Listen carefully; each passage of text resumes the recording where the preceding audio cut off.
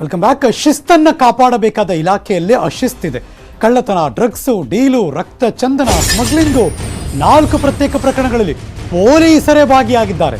Breaking news.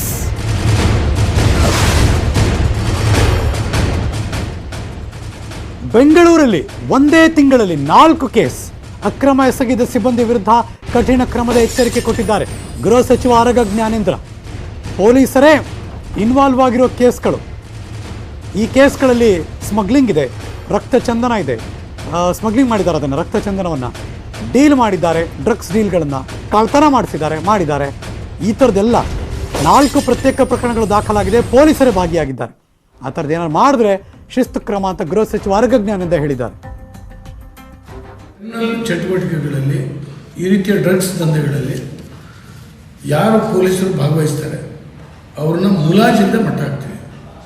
ಸಾಮಾನ್ಯ ಜನರಿಗೆ ಯಾವ ಕಾಯ್ದೆಯನ್ನು ನಾವು ಹಾಕ್ತೀವೋ ಅದೇ ಕಾಯ್ದೆಯನ್ನು ಪೊಲೀಸರು ಕೂಡ ಹಾಕ್ತೀವಿ. ಮುಖಾಮುಲಾಜಿಂದನೇ ಅವ್ರನ್ನ ಅರೆಸ್ಟ್ ಮಾಡಿ ಜೈಲಿಗೆ ತಳ್ಳಿದ್ದೀವಿ. ಅಂತ ಕೆಟ್ಟ ಚಟುವಟಿಕೆಗಳಲ್ಲಿ ಅಲ್ಲಲ್ಲಿ ಕೆಲವೇ ಪೊಲೀಸರು ಭಾಗವಹಿಸ್ತಾ ಇದ್ದಾರೆ. ನಾನು ಹೇಳುವಂಥದ್ದಿದೆ, 1 ಲಕ್ಷ ಪೊಲೀಸ್ ಇದ್ದಾರೆ, ಅಧಿಕಾರಿಗಳು ಮತ್ತು ಪೊಲೀಸರು. ಆದರೆ ಇವರು ಯಾರೋ ಬೆರಳೆಣಿಕೆಯಷ್ಟು ಜನ ಮಾಡುವಂಥ ಈ ಅಪರಾಧಗಳು ಇಡೀ 1 ಲಕ್ಷ ಪೊಲೀಸರು ಅವಮಾನದಿಂದ ತಲೆ ತಗ್ಗಿಸುವಾಗ ಆಗ್ತಾ ಇದೆ. ಸಾರ್ವಜನಿಕರ ಎದುರುಗಡೆ ಭಾಳ ಕೆಟ್ಟ ಮೆಸೇಜ್ ಹೋಗ್ತಾ ಇದೆ. ಇದಕ್ಕೆ ಅವಕಾಶ ಕೊಡಲೇಬಾರ್ದು. ಮರ್ಸಿಲೆಸ್ ಆಗಿ ಇವ್ರನ್ನ ಮಟ್ಟ ಹಾಕಬೇಕು. ಇಂಥ ಕ್ರಿಮಿನಲ್ ಚಟುವಟಿಕೆಗಳಲ್ಲಿ ಈ ರೀತಿಯ ಡ್ರಗ್ಸ್ ದಂಧೆಗಳಲ್ಲಿ ಯಶ್ ನಟಿಸಿರುವ ಕಿರಾತಕ ಸಿನಿಮಾ ನಿರ್ದೇಶಕ 46 ವರ್ಷ. ನಿರ್ದೇಶಕನ ಹೆಸರು ಪ್ರದೀಪ್ ರಾಜ್. ಇದೀಗ ನಿಧನರಾಗಿದ್ದಾರೆ. ಅವರಿಗೆ ಸುದೀರ್ಘಕಾಲದ ಡಯಾಬಿಟಿಸ್ ಇತ್ತು. ಅದಾದಮೇಲೆ ಕೊರೋನಾ ಅಟ್ಯಾಕ್ ಆಯಿತು. ಪಾಂಡಿಚೇರಿಯ ಖಾಸಗಿ ಆಸ್ಪತ್ರೆಯಲ್ಲಿ ದಾಖಲಾಗಿ ಟ್ರೀಟ್ಮೆಂಟ್ ಪಡ್ಕೋತಾ ಇದ್ರು.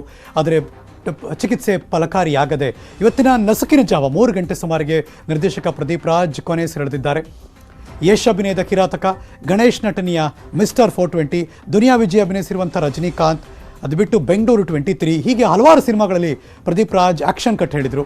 ಪಾಂಡಿಚೇರಿಯಲ್ಲಿ ಪ್ರದೀಪ್ ರಾಜ್ ಕುಟುಂಬಸ್ಥರು ಅಂತ್ಯಕ್ರಿಯೆ ನೆರವೇರಿಸ್ತಾರೆ ಅಂತ ಅವರ ಸಹೋದರ ಪ್ರಶಾಂತ್ ಮಾಹಿತಿ ಕೂಡ ಶೇರ್ ಮಾಡಿಕೊಂಡಿದ್ದಾರೆ. ಒಬ್ಬ ಪ್ರತಿಭಾನ್ವಿತ ನಿರ್ದೇಶಕನನ್ನು ಕನ್ನಡ ಸಿನಿಮಾ ರಂಗ ಕಳ್ಕೊಂಡ್ಬಿಡ್ತು.